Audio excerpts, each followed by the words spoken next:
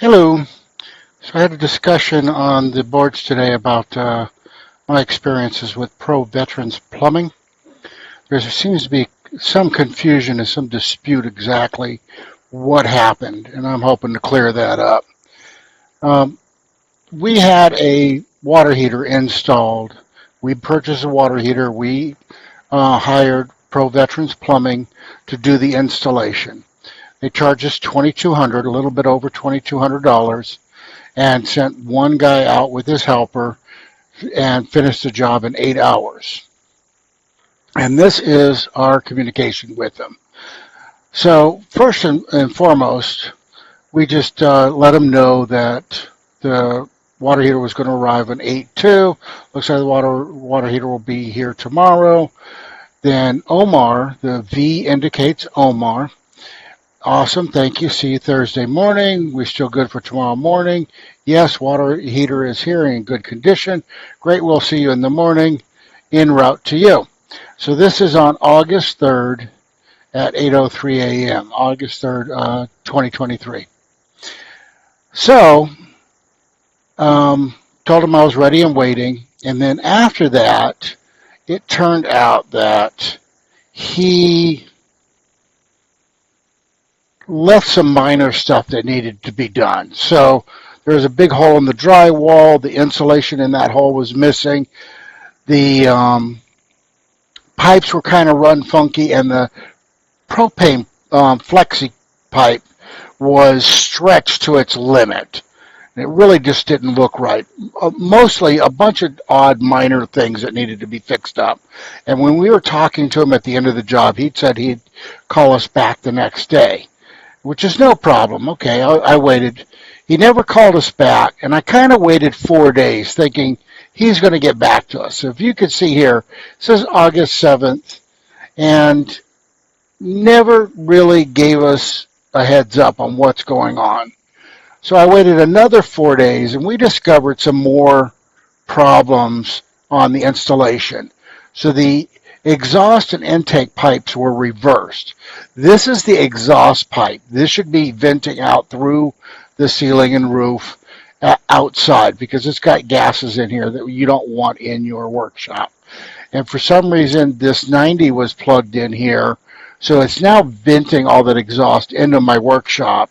And the roof pipe, you can see, is plugged into the intake.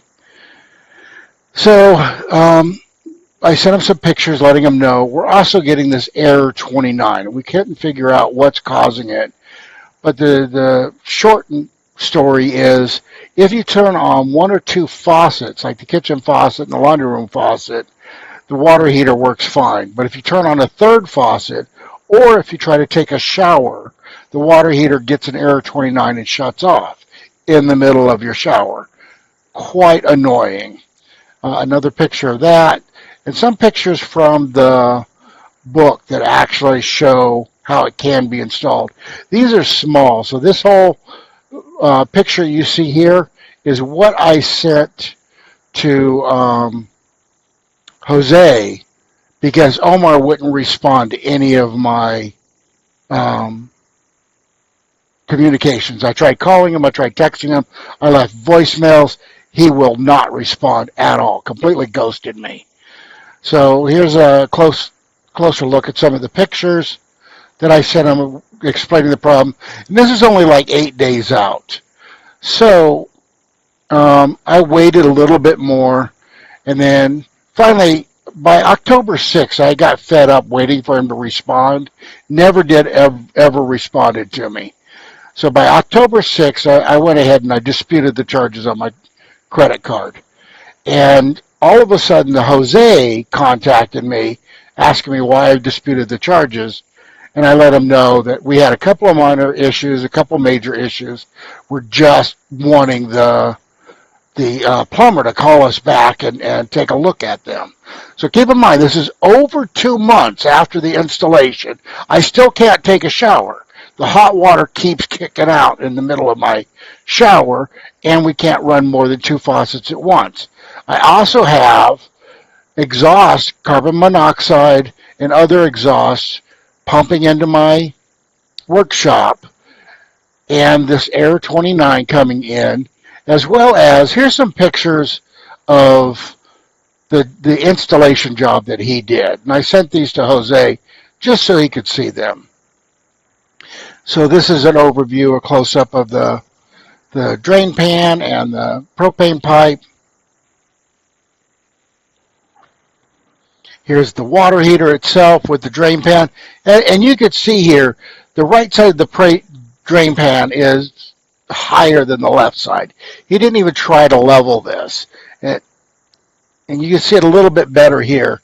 But the other thing I want you to notice, this pipe coming out here is right in front of the door. I don't know why he couldn't have run this pipe here along this wall down and over here on the floor to get it out of the way. But he decided it was fine to just run it right in front of the door, blocking access to all of this. Same thing with this pipe here. Why did this have to come out to the center of the floor when he could have run it nice and neat next to the gas pipe and gotten it out of the way of the floor of this closet? The other thing to note is, so look at this gas pipe. This is the flexi pipe. As you can see, it's stretched to its absolute limit. And the drain pipe here actually has to bend to get around it. So it's run in front of these hoses and pipes and such here, making access to anything a little bit more difficult because this is just run in the shoddiest way possible with the shortest pipe he could find. This work all came out good. I mean, there's certain things that he did good, and just others it looks like he was rushed. And keep in mind, he tried to do this in one day with just an inexperienced helper. He didn't have a full-fledged plumber helping him, so he was doing all the work, and he really wanted to finish this in one day. So he was rushing a lot of this work. So here's my text to Jose. It's like, here are the photos of the work before I fix the issues. Note the exhaust pumping carbon monoxide in my enclosed garage, crooked pan, and the pipe runs into the free space, not to mention the giant hole in the drywall with the insulation removed. Keep in mind, I wasn't expecting him to have a drywaller out here, but he could have saved the pieces of this drywall and tacked them back in there very easily. I ended up doing that later, but I had to buy new drywall because he threw out the pieces he removed here. And this hole goes all the way behind this catch basin. This is a very large hole. Once again, we're not upset that he did that. We're upset he did not try to communicate with us and make sure the job was right. So, I also responded, how long do you think I should have waited to fix the gas leak and the CO pumping into my garage from a plumber not responding to my attempts to contact him for over a month? So I made it very clear Omar was not trying to contact me, not responding in any way, shape, or form. This is October 6th, 2 months after the installation. I feel I've been very patient here. So here's some more pictures of after I fixed the problems. So as you can see, this is the pipe going into the ceiling and the roof. All I did was I turned this counterclockwise about an eighth of a turn to move it from this, which is the intake, back to where it's supposed to be, which is the exhaust. And I took the 90 off of the exhaust and put it on the intake. So now it's pumping air in from the workshop and pumping the bad air out through the roof as it should be. Here's the drywall job that I did. So I cleaned up the drywall, and also I leveled this catch basin that was installed crooked. Here are the photos of my repairs to ensure my health and safety from the gases that were escaping. And this propane line was leaking, so I did a soap test on it, put a couple of drops of dish soap in a spray bottle, sprayed it on there, and you could see the gas leaking from the bubbles that formed in the spray bottle. So I went ahead and I tightened up these two links, make sure they're nice and tight, did another soap test after I was finished, and there was no more leaks. So, as well as the drywall repairs is what I finished up with that comment. And I know I'm jumping around here a little bit, just trying to explain the train of thought here. So Jose responds to me. He gave me his card, so I have his information here in case I have to contact him. Hello, Mr. Albert. Is Monday morning a good day for Omar to come out and finish the job? So at this point, more than 2 months after the initial install, he responds and has convinced Omar to come out. Omar still has not talked to me at all. He hasn't sent a single text or call or anything to me. He's completely ghost. He took the money, he ran, and was not going to contact me at all. So when I finally got a hold of this Jose Zamora, Jose Zamora was able to convince Omar to come back out and take a look at the job. I said sure, and then we just talked a little bit about the schedule, and he's going to be 8 and noon, and good morning. He'll be there between 8 and noon. Thanks. You're welcome. So after he came out, he basically double-checked all my work. So Omar was on site, looked at all my work. He checked it off.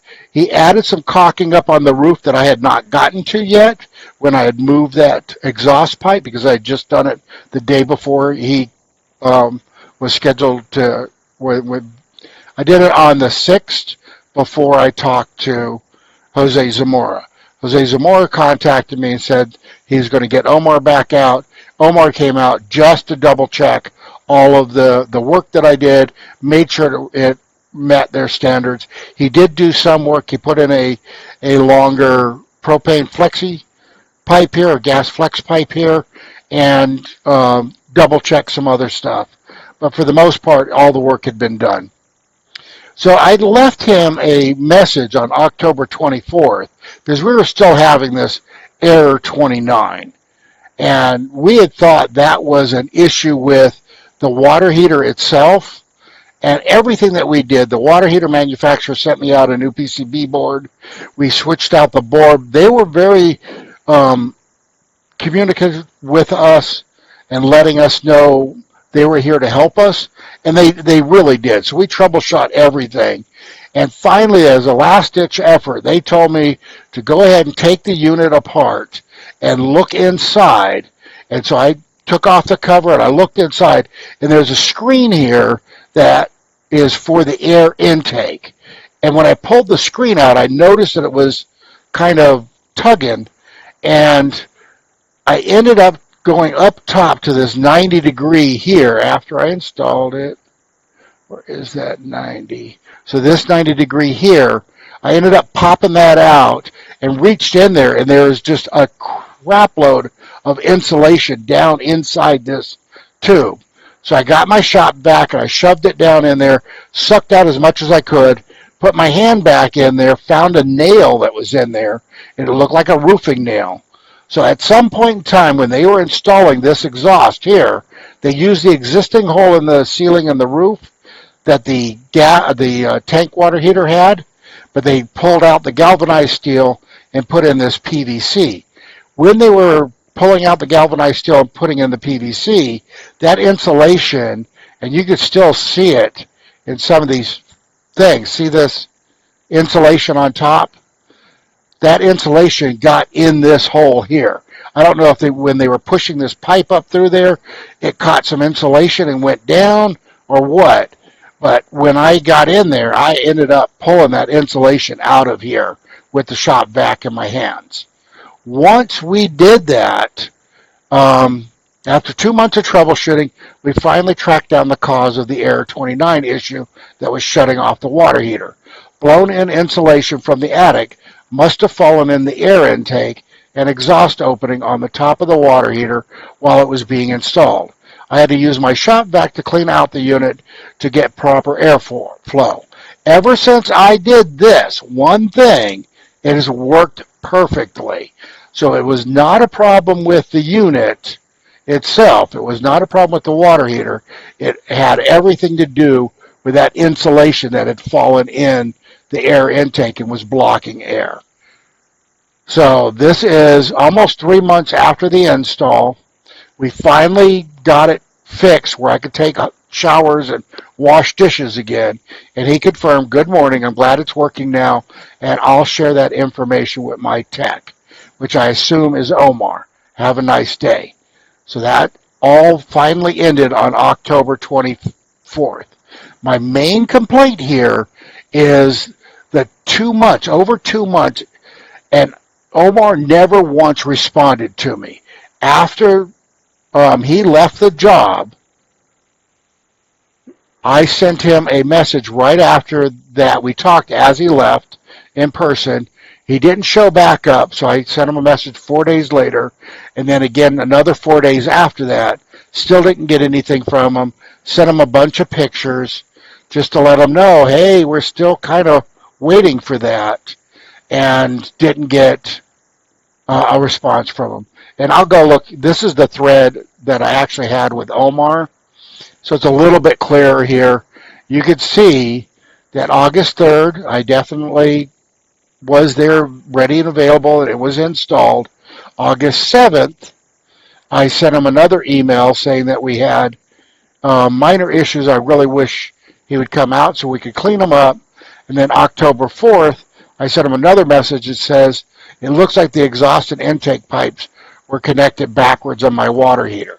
And during this entire time, between August 7th and October 4th, I had been calling them, texting them, or texting Jose, trying to communicate with them. I left them voice messages on their office phone several times, never got a call back. I was also working with the Rheem manufacturer, and they were very helpful. They were walking me through various things to test and try, and finally ended up being this intake was just clogged with insulation. Now they're trying to argue technicalities that error 29 means something else, but you do the math. We did everything else. We placed the PCB inside the unit itself. None of that solved the issue. As soon, the second that I took the insulation out of here that had fallen in, the problem went away, and it's been working fine for 2 years. This is the end of our discussion. I kept trying to contact him and communicate with him up to October 5th. He never once responded.